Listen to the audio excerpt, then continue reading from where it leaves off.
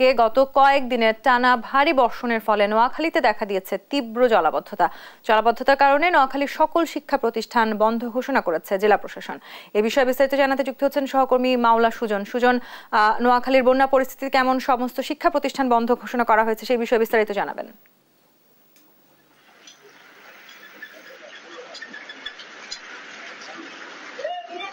তন্নি বলছিলেন যে বন্যা পরিস্থিতির কথা, আমি এখন দাঁড়িয়ে আছি নোয়াখালী জেলা প্রশাসক কার্যালয়ের সামনে।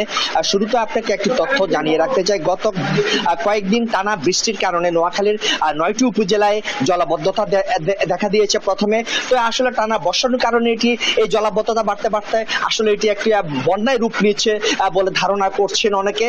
তো নোয়াখালী জেলার সহ 9টি উপজেলায় পানির নিচে তলিয়ে রয়েছে। প্রত্যেকটি উপজেলার প্রত্যেকটি সড়ক, গ্রামীণ রাস্তা, বাসাবাড়ি বলেন, সবখানে পানি ঢুকে গেছে বলে জানা গেছে।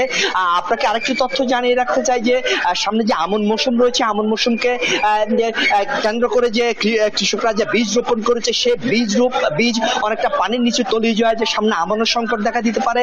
একই সাথে যে শাকসবজির মাঠ রয়েছে সেগুলো পানির নিচে তলিয়ে যায়, সামনে যে বাজারে যে সবজির সংকট দেখা দিতে পারে বলে জানা গেছে। তো আমার সাথে কথা হচ্ছে নোয়াখালী জেলা প্রশাসনের সাথে।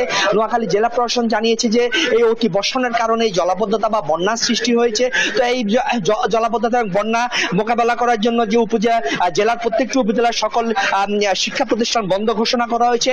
একই সাথে যারা পানিবন্দী রয়েছে বা জলাবদ্ধতায় ঘরবন্দী রয়েছে তাদেরকে ওইসব শিক্ষা প্রতিষ্ঠানে আশ্রয় নেওয়ার জন্য নোয়াখালী জেলা প্রশাসনের পক্ষ থেকে অনুরোধ জানানো হয়েছে। একই সাথে জেলা প্রশাসন জানিয়েছেন যে এই পানিবন্দী বা জলাবদ্ধতার কারণে যারা বন্দী রয়েছেন বা এই বন্যার কারণে যারা ঘরবন্দী রয়েছেন, বিশেষ করে নিম্ন আয়ের মানুষ যারা রয়েছেন, তাদের জন্য জেলা প্রশাসনের পক্ষ থেকে শুকনো খাবারের প্রস্তুত রয়েছে। একই সাথে নগদ অর্থেরও প্রস্তুত রেখে বলেছেন জেলা প্রশাসক দেয়ান মাহবুবুর রহমান।